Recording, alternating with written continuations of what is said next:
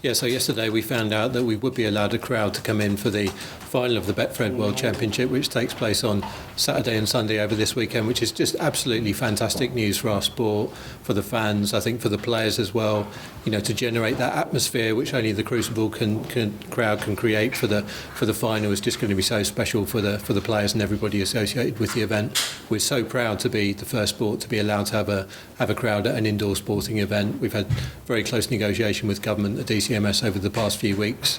Obviously, we had crowds here on the first day. It's the first pilot event to be sporting event to be allowed a crowd for an indoor event, which was fantastic for those fans on the first day. And then obviously we got the news that we couldn't have a crowd for the rest of the event until potentially the final.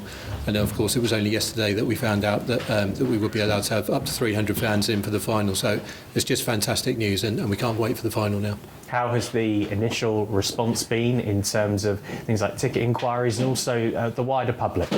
Yeah, so the way it worked was that people who originally had tickets for the final have still got them. So that's around about 180 people for some sessions, a little bit more for the final day on Sunday.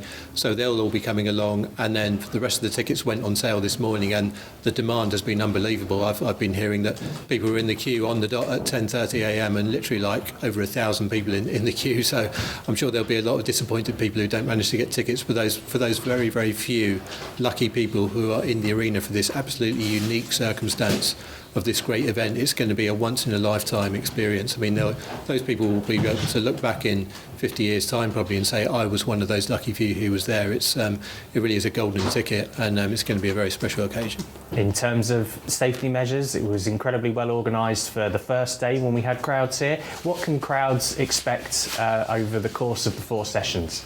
Yeah, so all those measures will still be in place, so people will find when they come there'll be a queuing system in place in the square outside the Crucible. People will come inside, they'll have to put a face mask on straight away, which will be worn until they get to their seat in the arena.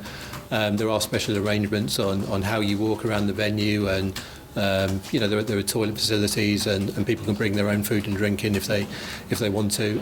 So it's a strict code of conduct, which is all based on the guidelines that we've had from the government from the beginning.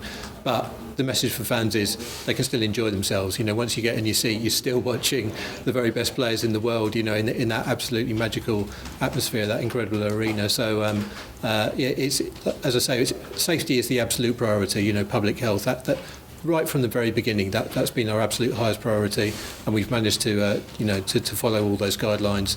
But in the end, this is a sporting event. It's entertainment. It's one of the great sporting events on earth. There's 500 million people around the world watching this on TV. So if you're one of those 300 people in the arena, you're pretty lucky. As a roaring success. Yeah, a huge amount, and I think credit has to go, of course, to our chairman Barry Hearn and the directors, everybody he works with. I think right from the start of this crisis, this pandemic, it was about looking at the opportunities. About how can we keep our tour going under very, very difficult circumstances. Jason Ferguson's had our chairman of the WPBSA has had a parliamentary group in place for the last few years. And Barry himself has got very close contacts in the DCMS with the sports minister.